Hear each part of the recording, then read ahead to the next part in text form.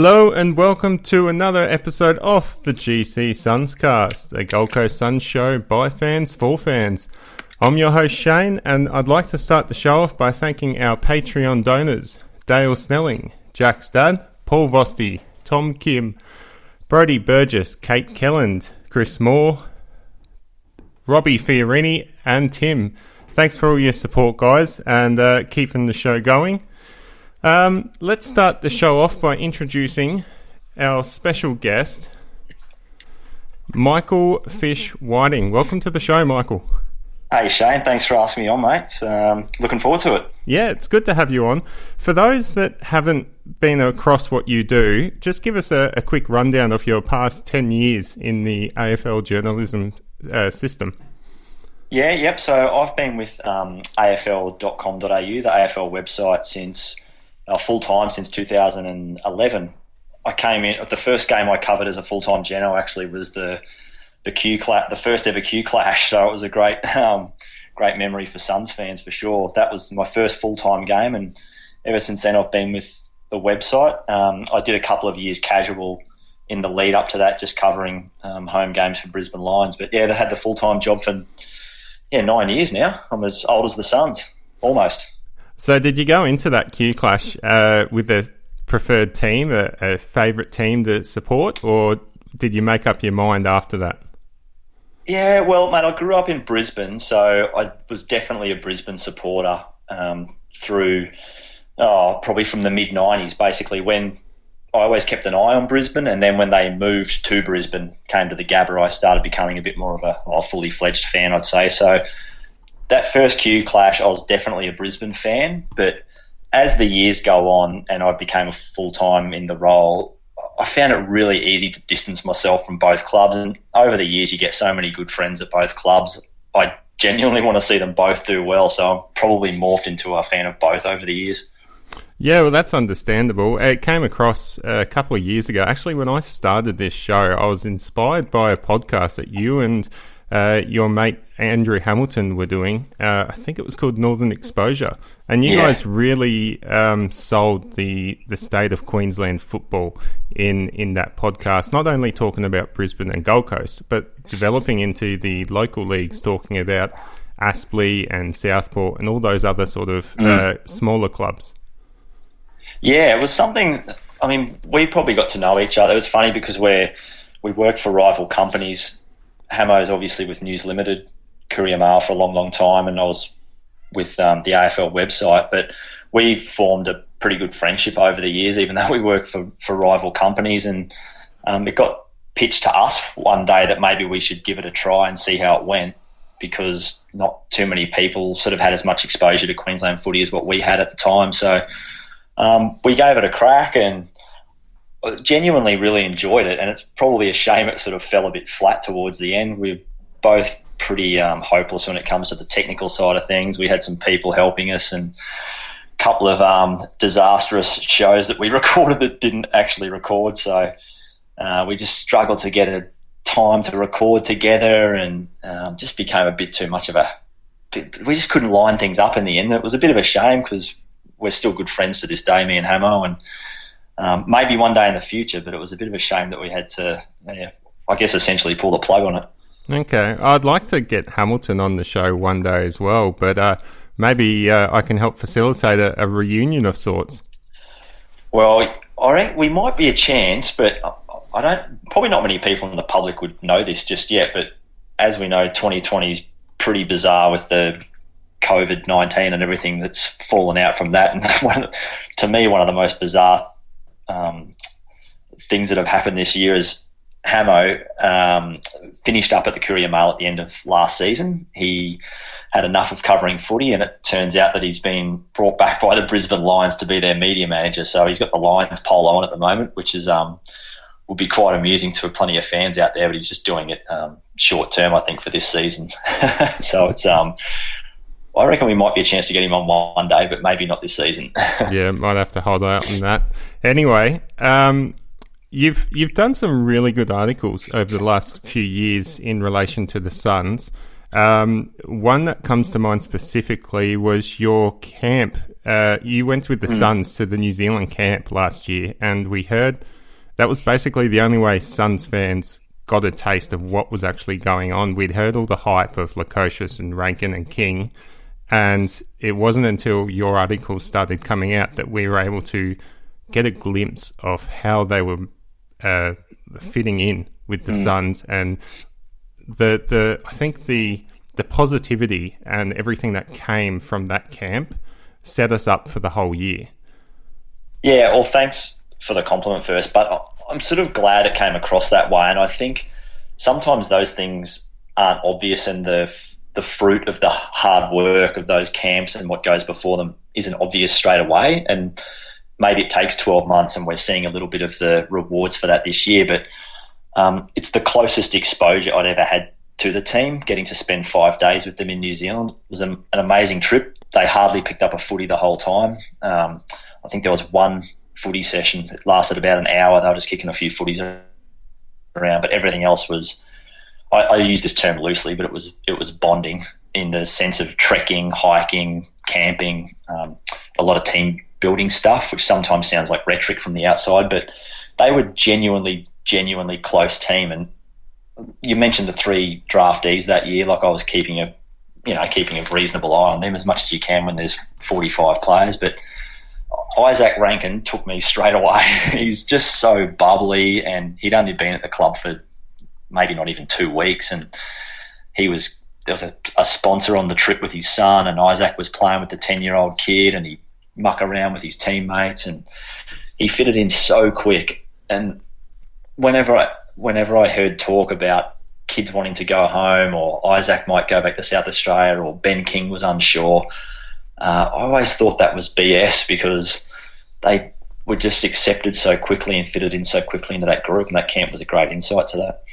Yeah, that's definitely the vibe we got coming through your articles.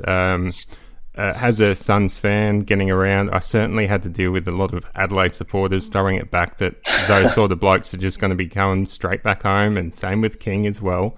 But they've really turned the corner last year with the retention and creating a positive atmosphere. And there was an article earlier this year, I don't think you wrote it though, however, about what Stuart Dew brought back to the club, being the positivity and bringing the fun back to the football. Sorry, mate. No, that's right. I didn't write that, but I reckon that's a good point. Whoever wrote that is spot on, because Stewie, in some ways, I don't want this to come across the wrong way, but in some ways he's like a big kid. Like, on that camp, at training, he mucks around, he fits in with the group. He can put the hammer down when he needs to, but I was a bit unsure how he'd walk the line at the start, but it's become pretty obvious that he's able to walk the line between being a mate and being a coach, and I think he's done that really well so far. Yeah, so you've had a bit to do, like you've caught up with Stuart a couple of times outside of the club? Yeah. I've dealt with him a fair bit.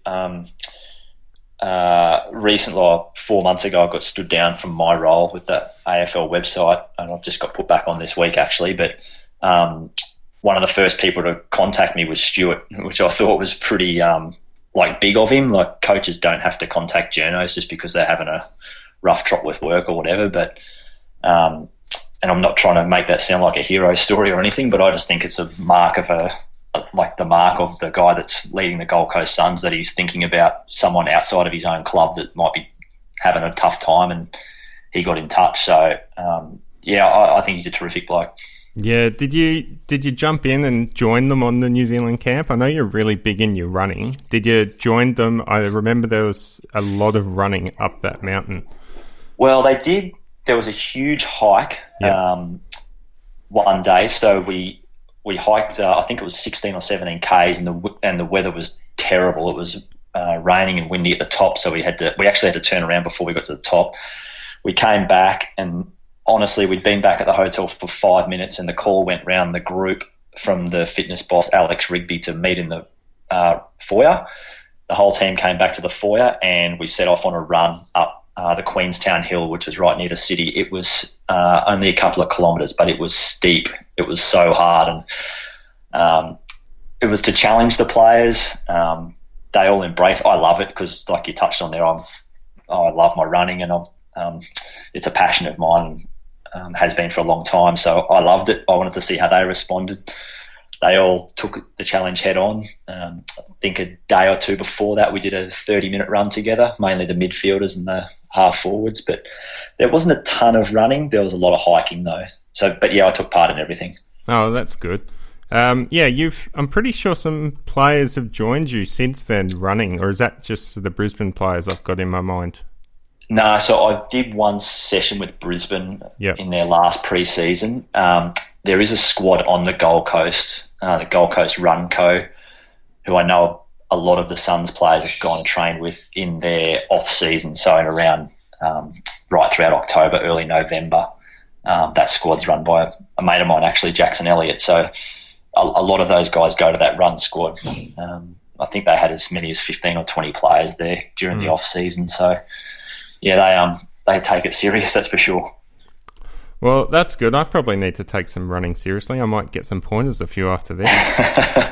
Not for a while, though. I sprained my ankle pretty badly a couple of months ago. It's still recovering. It's still a bit swollen. So it was one of those really nasty sprains. They take time. They can take time. Yeah, ligaments and everything there.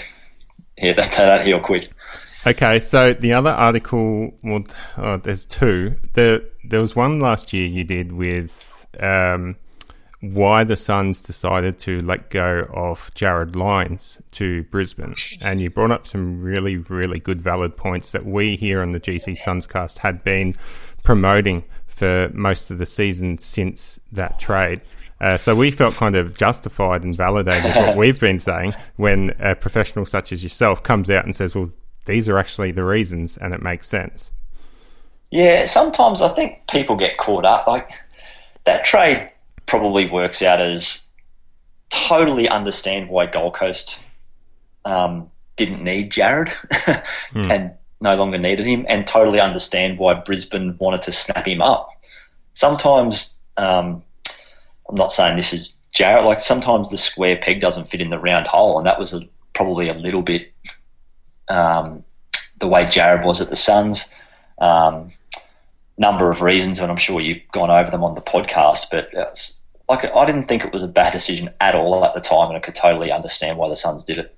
Yeah, it's very similar to the Jack Martin situation that's playing out this year. He's having a great year at Carlton, and I think it's a similar situation. He's just in a better lifestyle, a better environment for him personally than what he was up here.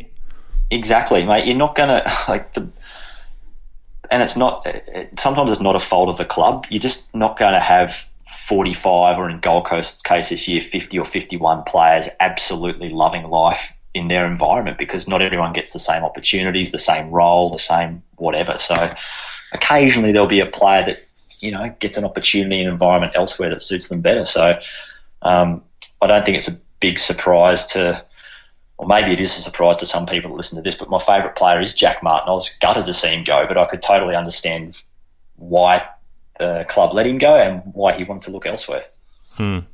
Well, the other article I wanted to touch on was a bit of a cult hero at the Suns, especially this year, Nick Coleman. You did that recently, the other week, and it really highlighted a lot of the defensive efforts. And I think, it was after the game where it was all over the Fox, the sports sites and everything, where he'd done multiple chases and resulted in a goal. And were you working on that before that game? Like, was this a piece that was in the making prior to all that? He's a guy I'd had in mind for a while, but almost wanted to wait for something to hook it on. So I guess that was the hook for me to get a story up on Nick. Yeah, I felt like that was an easier way to justify and illustrate it to people.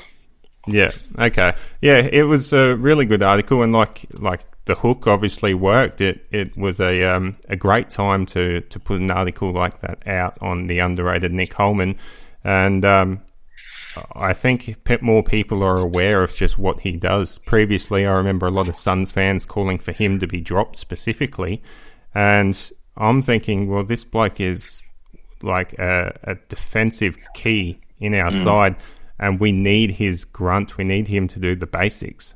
Like, we don't have anyone that can replace that. So, no, it was good to see. Once again, I felt a bit justified with my comments. Yeah, well, you're on the money, because I can tell you he is it's not the reason he gets in the team. He is one of Stuart Dew's favourite players, like, no question. He loves what Nick Holman brings to the team, and it's great that you've spotted that and highlighted it to the listeners, because he is crucial. And he's so versatile. He obviously brings defensive pressure. He brings grunt. He can tag if Gold Coast is desperate to tag someone and shut someone down. He can play that role. I think he is okay with the ball. I think that's an area of his game that he can still develop, like that offense. I think he might have mentioned that article. He can develop that part of his game, but I think that's within him. So, yeah, he's a crucial player. Yeah, so that article went up on the Gold Coast Suns website, but I believe originally it was for your Patreon that you've been doing since you were let go from AFL earlier this year.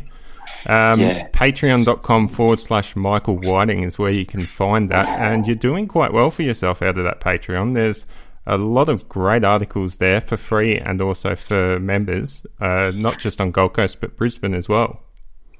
Yeah, I guess I got once the season resumed and I got stood down from work again. I just wanted to write. Like, I love talking about Gold Coast and Brisbane clubs and Queensland footy. That's what I know, and it's been my job for so long. And there's just such a hole in the market up here at the moment, because a lot of journalists have been stood down or made redundant, and just felt like there was no one writing anything about the two clubs. And they were both obviously going so well.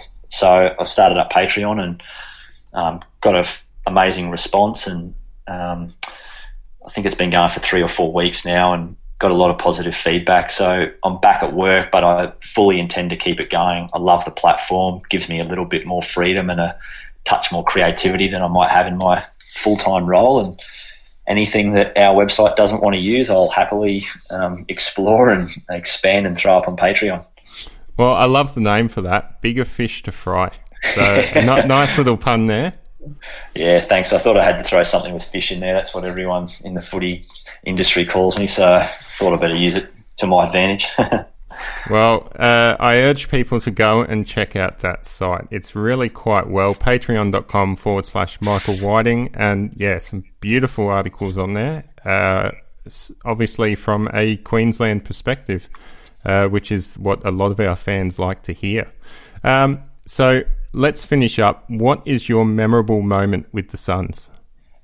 Okay, so I thought of this. I don't know if this is the tack that most people would want to hear, but I thought about this earlier today, and maybe for the wrong reasons, but one of my more memorable moments covering the Suns was very early in Rodney Eade's coaching tenure.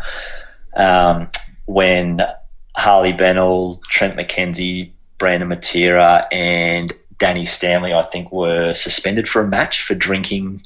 I think it was 6 days before a game or something. They went to a fight on a Sunday, and as in a pay-per-view fight, had a couple of drinks, and they were suspended for a match. And I remember Rocket, Marcus Ashcroft, the footy manager, there was a whole heap of Suns personnel, had called in myself, Hamo, and I think there was one other journo to brief us on what was about to go down, the fact that these players were going to get suspended and this was why. So sometimes clubs will do that. They'll brief journalists to give them background information, and so that we've got a clearer picture rather than just the headline or the sanction. I remember walking in there.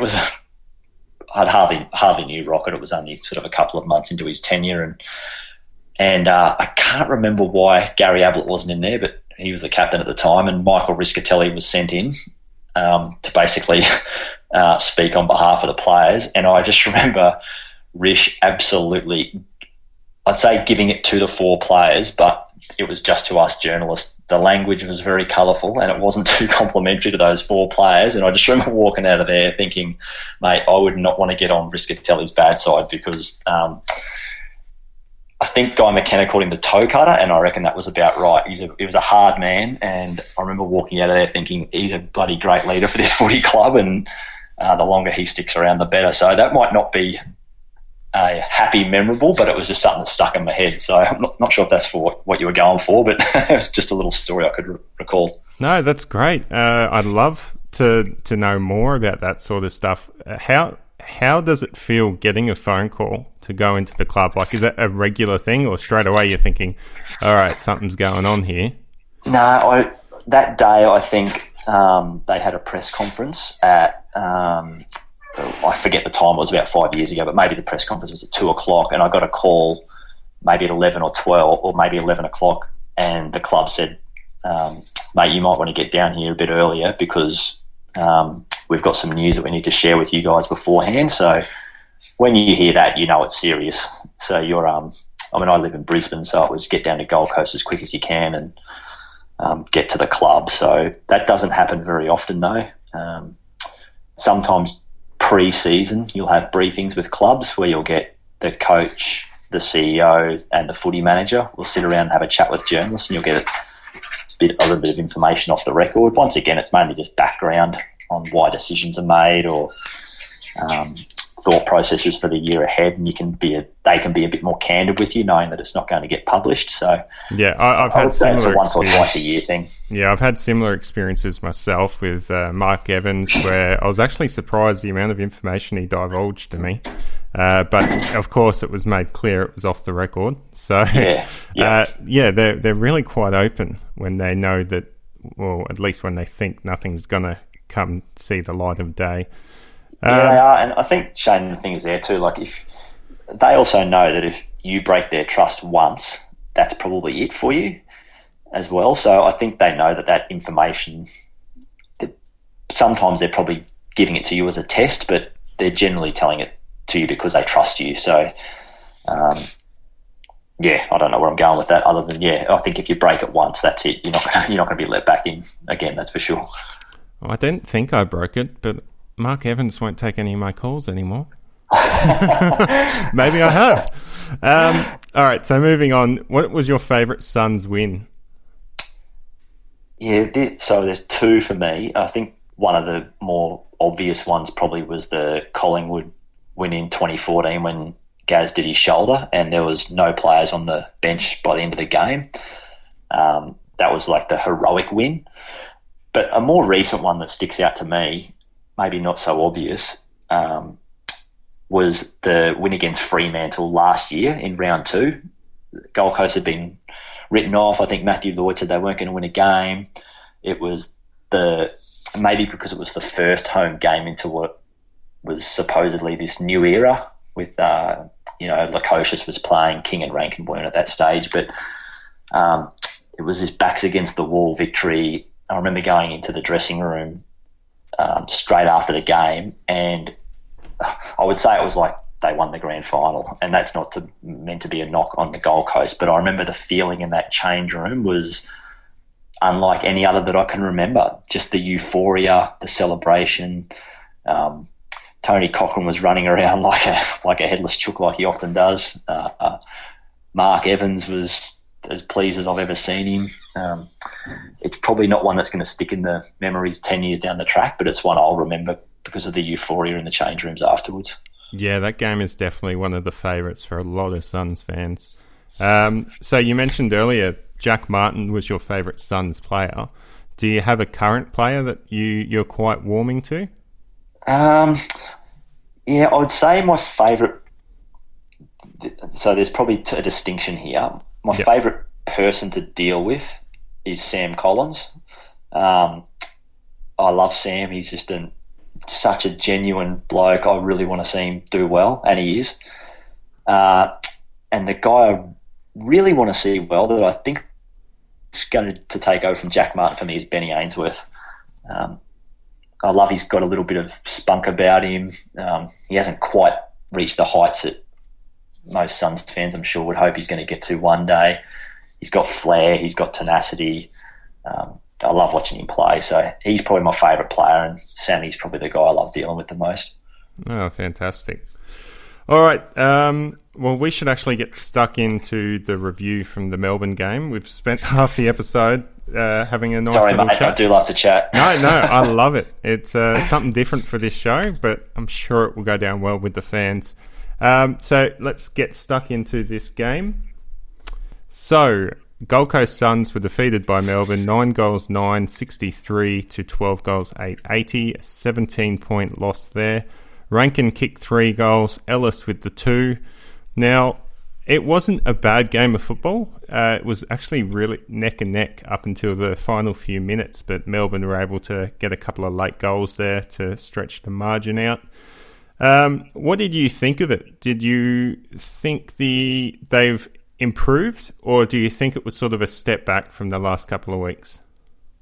I probably thought it was a slight step back. If I'm being real nitpicky, it's probably a good sign. That means that the standard generally has improved. I sort of felt like the Suns were clinging on for a lot of the match.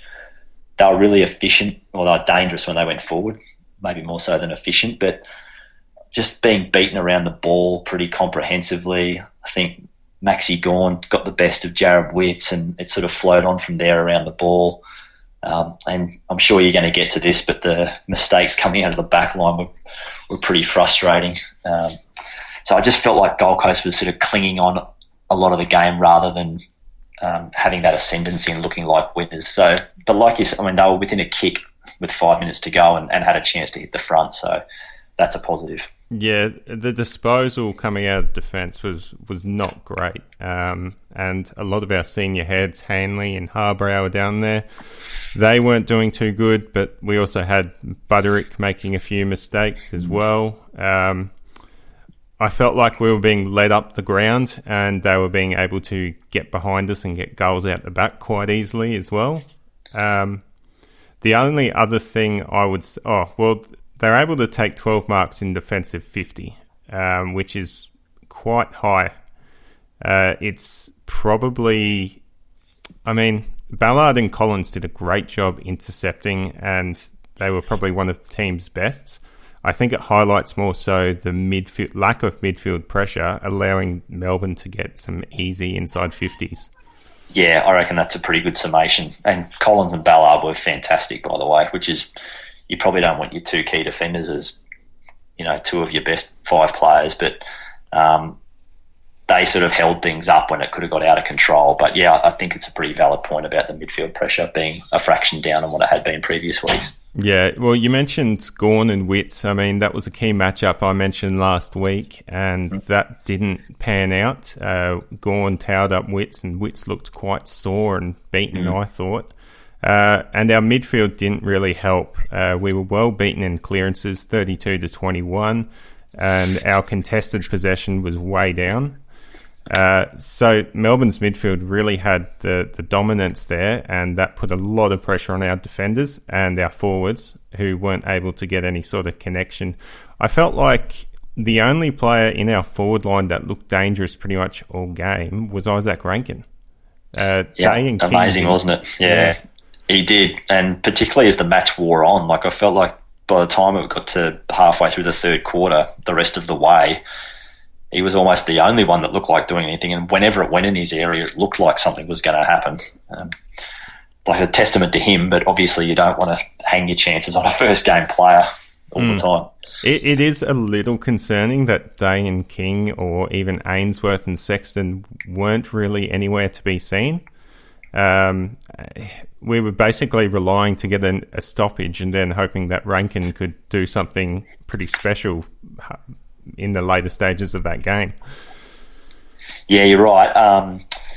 I just said Benny Ainsworth, one of my favourite players, but he's just still got... It's not unlike Jack Martin in this regard, actually. He has a tendency to drift in and out a little bit, does 1 or 2 good things, and you might not see him for a quarter. Probably a bit more consistency from Benny would be nice, although he plays in a difficult spot.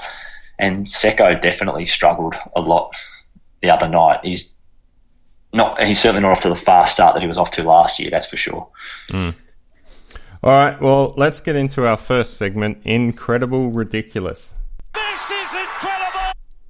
So the first one I'd like to point out was Izak Rankine, obviously. 3 goals, 3 on his debut.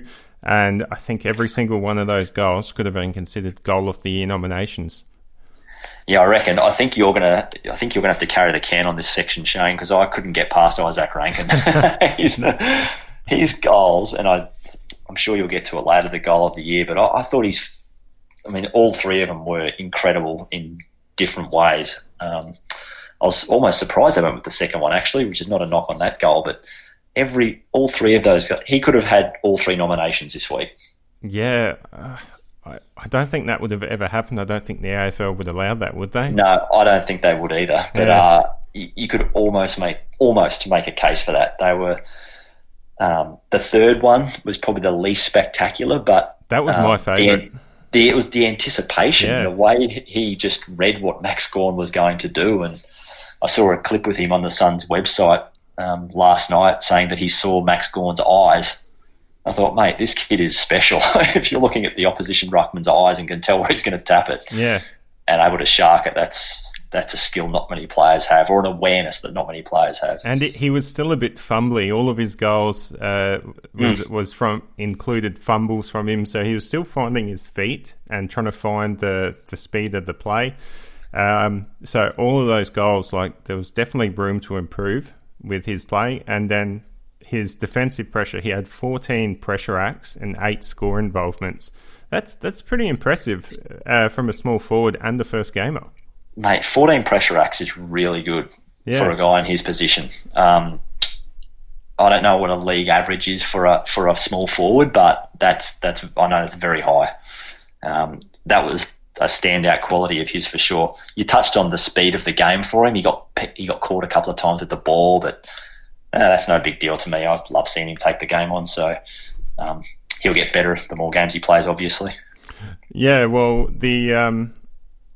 he was just great to watch. It brought a real spark to the side, and I went into one of my customers on last week, and I was telling her, look out for this kid, Izak Rankine. He's going to be a superstar. Don't worry about Matty Rowell. And she came and saw me Monday, and she goes, I didn't know who you were talking about last week. I do now. So the word has definitely got out about how special this kid is. Yeah, the cat's out of the bag. It's a shame we can't see Matty Rowell and Izak in the same team, but that'll have to wait till next year, I guess. All right, time for the ridiculous. This is ridiculous! So I think it results in the we discussed this before, the disposal coming out of the back line, but the turnovers in our defensive 50 that directly resulted in goals, again, there was just way too many. I touched on this last week against Geelong. I thought it was an issue. I think we had 4 or 5. This week, I think Stuart Dew mentioned there were 8. It's so many, and they were so glaring, and nearly everyone was most of the players in the back line would have been part of one of them, I would think. Like Buttericks was the most glaring one, kicking it straight into Christian Salem on the mark, and it went straight back over his head for a goal. I think Jack Bowes, uncharacteristically, I would say, turned one over straight to Angus Brayshaw. Thankfully, Brayshaw missed, but Lukosius had one smothered 10 or 15 metres out from goal. Again, I think that was turned into a stoppage more than a direct goal, but there was so many almost lackadaisical turnovers, just like almost a lack of care. I mean, Izak turned one over that Bailey Fritsch marked and kicked a goal from. So we're not going to pin him too much. He kicked 3-3 himself, but so I don't know if some of it was decision-making, some of it was a little bit of a lack of care, but it was a lot of players doing it far too often. Yeah. It's. I hope the Suns can iron this out because it's incredibly frustrating. But one of the articles you put on your Patreon I was reading, and it's basically a result of the fast game style that the Suns are trying to play, the play on, the move the ball. And they're going to make skill errors. They're going to make poor decisions. And I think this is a direct result of that. Hopefully, over time, as the players mature, this sort of stuff gets ironed out and they can read the play better and make better decisions. Yeah, and some of it is speed of the game. Like, we forget that Connor Butterick's only played 6 games. Like, he sort of looks like a pretty accomplished footballer, but the space that guys give him on the mark isn't the same as it is in under 18s. And, I mean, Jack Lukosius has only played 25 games or 27 games, and it's easy to forget that a lot of these guys are still probably adjusting. A lot of experienced footballers say it's 50 or 80 games before you truly get the speed of the game and feel comfortable at the top level. So I mean, it's a bit of pain now, and you'd hope that they'll learn and it'll be like they'll be fine long term. It's a bit of short term pain for long term gain. All right. Is there any negatives you want to add to it, or we'll move on to the top three? No, I'll move, mate. The turnovers. That's it. All right. Well, let's go into the top three. So, 3 votes. I think it's a no-brainer. I'm giving it to Izak Rankine. 3 goals, 12 disposals, 14 pressure acts, 8 score involvements, and I think we've done enough talking of him at the moment. 2 votes I'm going to Tuke Miller, 23 disposals, 91% efficiency. He was clearly our best midfielder. And 1 vote to Ballard, 15 disposals, 7 marks, and he had quite a few intercepts as well, teaming up with Collins. Really, really patrolled the backline quite well and is clearly one of our best key defenders. Yeah, can't argue with any of those. I just love Charlie Ballard's development. I had to check the other day. He's still only 20. I think he turns 21 later this month, but I think the second and third quarter, I don't know how many of those marks were intercepts, but it felt like him and Sam Collins were holding up the damn wall there for a while. The way he can read the play and drift across the front of packs, and I just couldn't be more impressed by the development, the steps he's taken in the last 2 years. So do you have a top 3 to bring to the table today? Mate, I can't argue with the 3-2-1 you just gave. I thought about going 2 to Ballard and 1 to Miller, but I think the order you've got's correct. I'd be going the same as you. All right. Well, let's move into the next segment, Play of the Game. Play of the Game. So, I was thinking, all right, we'll go with one of Rankine's goals, but after going through it all, I realised, no, what I think is the play of the game was Rankine's dummy handball to Ellis for that snap goal. So he tried to take on, I think he'd taken a mark or got the free kick. He tried to take on the Melbourne player and got tackled, and the Melbourne player happened to get him high. So he got another free kick. This time he was just like holding the ball out in front of this player and eventually just popped it over to Ellis, who snapped around and kicked it on the, what would have been 45, 50 out. Yeah, yep. Ridiculous goal in its own, but the cheek of Rankine. So it really shows his character. He'd come in, he's going to be a fun player to watch. He's going to have that smart aleck, that cheek, and the skill to back it up. And mate, and that's his personality. Like, he's just a cheeky little fella that's buzzing around all the time, cracking jokes, like smiling, joking, and he brings that joy to the field. That's a great play of the game. I have to go with one of his goals. I'm going with my favourite goal of his first one. I know you just mentioned before that you like the roving of Gawns, but I love the skill of bouncing the ball back to himself like it was a basketball. It just mesmerised me seeing that he'd bounce a ball back to himself, sidestep, not even look at the goals and snap it. I couldn't get past that. I could watch it 100 times. Yeah, I'm looking forward to what he can do. Cheap, the easy one. Yeah. I know, but no, love Izak Rankine. Looking forward to more highlights that we're going to get this year. So if we jump into the news, we have the round 8 fixture revealed, and the Suns finally play their first ever Thursday night game. So their first ever primetime slot for quite a while. I think we may have had a primetime slot in our debut year, but 23rd of July, Thursday night at Metricon versus the Dogs, a 5-day turnaround from the Sydney game. So it's going to be interesting how that one plays out. Yeah, it will be. I think I haven't checked today, but I know when that fixture came out on Monday afternoon or Monday night that it was a Foxtel game and not a Channel 7 game. So I think it's going to be shown on 7 Mate. If that's the case, I think Channel 7's missing a trick there. I don't know how the broadcasters have figured out who gets what games in that round, but I'll tell you what, if I was Channel 7, I'd be pretty keen to have the Suns and Izak Rankine on my screen, that's for sure. But it's a big win for the Suns to have a Thursday night, and the Dogs pretty up and down this year, but they're an exciting team as well, so yeah, I'll be looking forward to that one. Yeah, looking forward to that. I'm not sure if I can go. I've got to work at about 5 o'clock on Friday morning, so it's going to be a big night.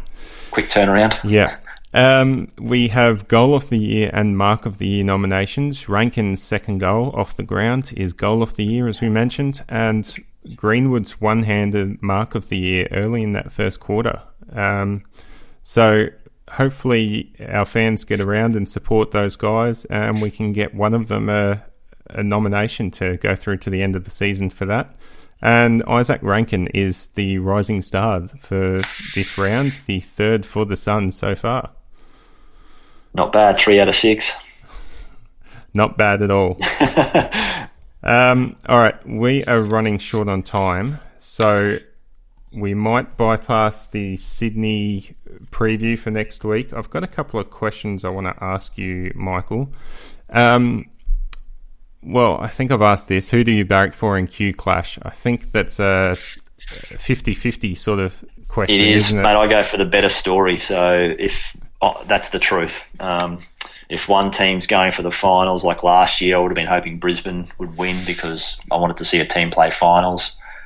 Maybe after Nick Robinson lipped off a couple of years ago, I probably hoped the Suns came out and fired up and made it a good clash, which they did on that occasion. So, yeah, I'm a bit of a fence sitter. Yeah, cheer for the story. There does seem to be good stories when it comes to the Q Clash, doesn't it? Manufactured early, but then I think we've had a couple of incidents which really make it add a bit of spice to it. I can't wait until they're both super competitive. I mean, if there was a Q Clash in the next couple of weeks and both teams are sort of in the top 8 when there's some genuine stakes on the line, I think that'll help take it to another level. Yeah, definitely. Second question, post-COVID-19, do you think there will be more jobs for AFL media in Queensland with more games being played at the moment and hopefully 2 successful Queensland teams? Yeah, I'm not sure. I don't want to sit on I'd love to give a more definitive answer, but just the economic toll of COVID is, I guess, yet to be fully... we're yet to find the full ramifications of it. I know the Courier Mail has laid off a lot of people. The Gold Coast Bullies had to shed people. I guess your traditional media outlets have had to cut back. So I think there'll always be jobs in footy, though. It's a thriving industry, and it'll lose money this year and the next couple of years. But I think long term footy will be fine. So I would say yes, there'll be more jobs than what there is currently at the moment, but it might take 2 or 3 years. Yeah. Okay. I guess I won't be breaking into AFL media anytime soon then. Mate, it's tough. It's tight at the moment, I can tell you. And finally, I think this question, I'll have to paraphrase this one because I think this question was pointed out to maybe something you said in a year or two ago.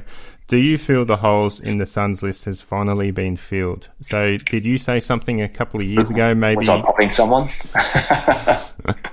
Well, I don't know. I can't remember that one, but I did think about this. I think the list is close, but there's still a couple of small holes. I think.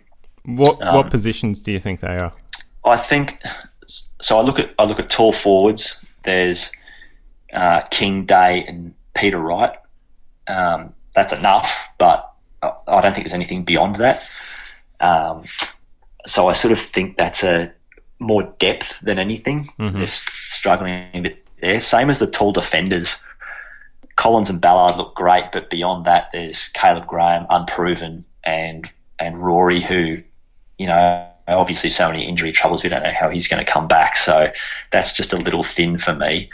And one other area of concern I've got is probably that small defenders, halfbacks and small defenders. So I think we're yet to see whether Jez McLennan or Jeremy Sharp can come through. So I sort of think long term you'd like Butterick and Bowes to play in the midfield eventually. I mean, they're doing fantastic jobs in the back line at the moment, but I think you'd eventually like to see them play in the midfield. And obviously Harbs and Pearce haven't got a lot of time left in their careers. So that's another part of the ground I think they're a little bit thin on. All right. Well, that does us for time. So thank you for joining us on the show, Michael, and hopefully we can have you on in the future. Yeah, mate, no worries. Anytime. Hopefully I didn't rabbit on too much. No worries. Go Suns!